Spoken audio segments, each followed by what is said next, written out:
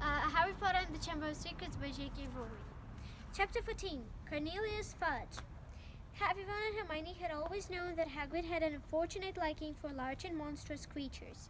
During the first year at Hogwarts, he had tried to raise a dragon in his little wooden house, and it would be a long time before they forgot the giant. Three-headed dog he'd christened Fluffy, and if, as a boy, Hagrid had heard that a monster was hidden somewhere in the castle, Harry was sure he'd had gone to any lengths for the glimpse of it.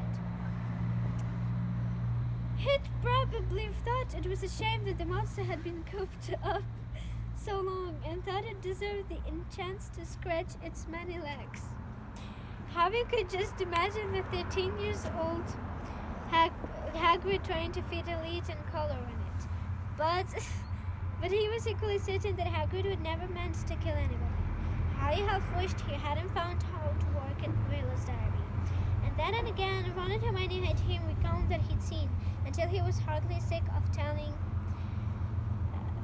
them and sick of the long circular conversations that followed. Riddle might have gone the wrong person, said Hermione. Maybe it was some other monster that was attacking people.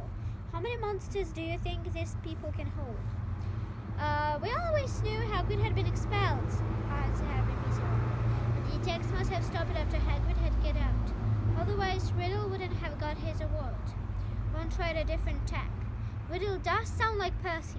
Who asked him to cross on Hagrid anyway? But the monster had killed someone, Ron, said Hermione. And Riddle was going to go back Muggle orphanage if they closed Hogwarts, said Harry. I don't blame him for wanting to stay here. Ron bit his lips, then said intently, You met Hagrid down Nocturne Alley, didn't you, Harry? He was buying a flesh-eating slug repellent, said Harry quickly.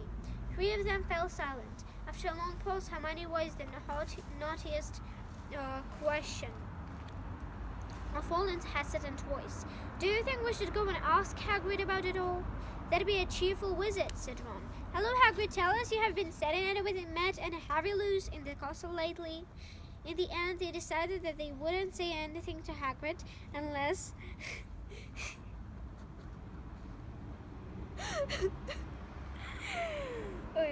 unless there was another attack, and as more days went by with no whispers from the disembodied voice, they became hopeful that they would never need to talk to him about he hadn't been expelled.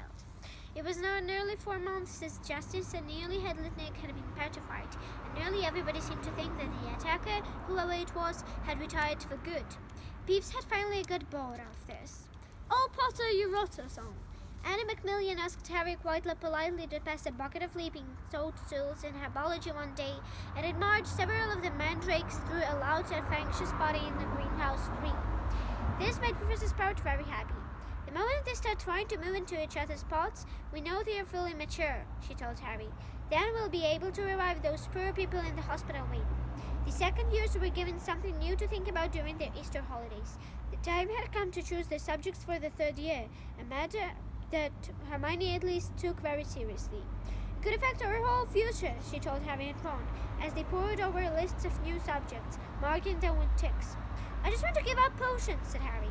We can't, said Ron gloomily. We got all our old subjects, or I have to ditch defense against the dark arts. But that's very important, said Hermione, shocked. Not the way Lockhart teaches it, said Ron. I haven't learned anything from him except not to set pixies loose.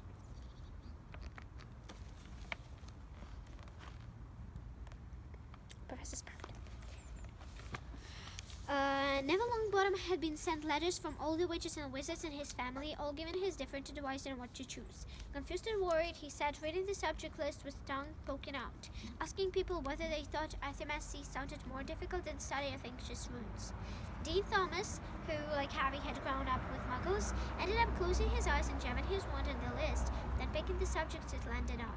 Hermione took nobody's advice but signed up for everything. Harry smiled grimly to himself as they thought of that one Uncle Vernon and Aunt Petunia would say if he tried to discuss his career in wizardry with them.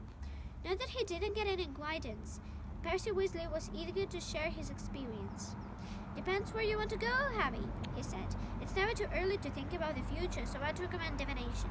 People say Muggle studies is a soft option, but I personally think wizards should have a thoughtful understanding of the non-magical community. faculty, particularly if they are thinking of working in close contact with them. Look at my father. He has to deal with muggle business all the time.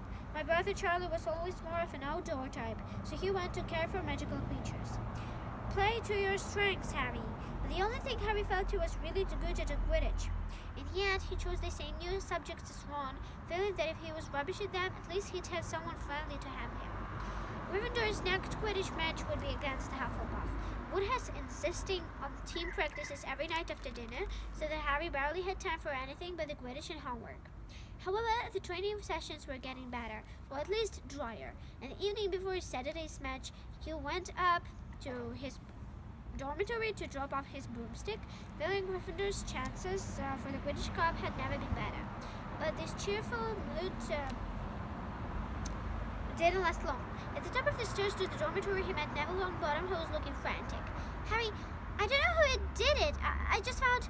Watching Harry fearfully, Neville pushed open the door. The contents of Harry's trunk had been thrown everywhere. His cloak lay ripped on the floor.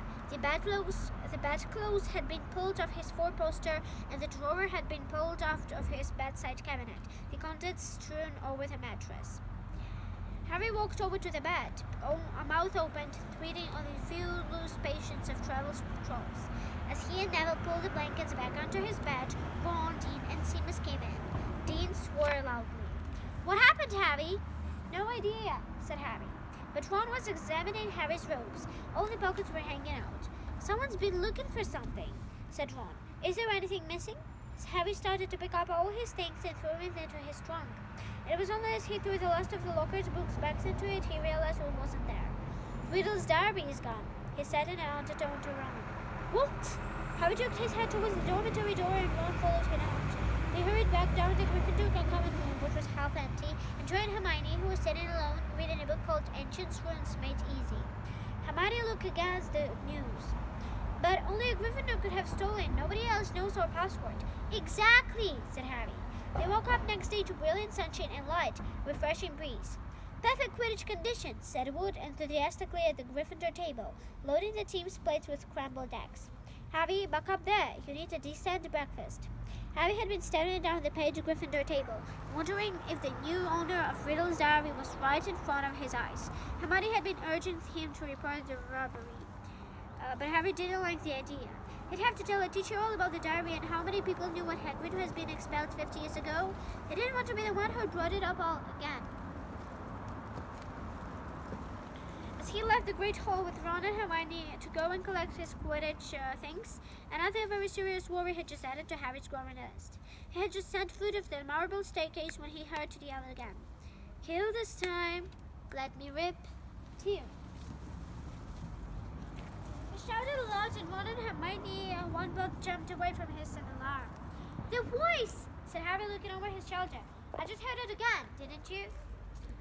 Ron shook his head wide-eyed. Hermione, however, clapped a hand to her forehead. "Harry, I think you just understood something. I'm going to go to the library." And she sprinted away up the stairs. What does she understand?" said Harry distractedly, still looking around, trying to tell where the voice had from. "Loads more than I do," said Ron, shaking his head. "But why she's going to go to the library?" "Because that's what Hermione does," said Ron, struggling. "When in doubt, she goes to the library." Harry stood, irresolute, trying to catch the voice again, but people were now emerging from the Great Hall behind him, talking loudly, exiting through the front doors of the way to the Quidditch pitch. "You'd better get moving," said Ron. "It's nearly 11. The match!" Harry raced up the Gryffindor tower, collected his Nimbus 1000 and joined the large crowd swarming across the grounds.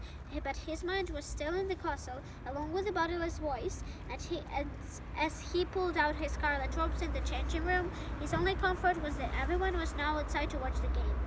The teams walked onto the pitch to tremulous applause. Oliver Wood took off for a warm-up flight around the goalposts. Madam Hooch released the balls. The Hufflepuffs who played in Canary Yellow were standing in a huddle, having a last-minute discussion of tactics.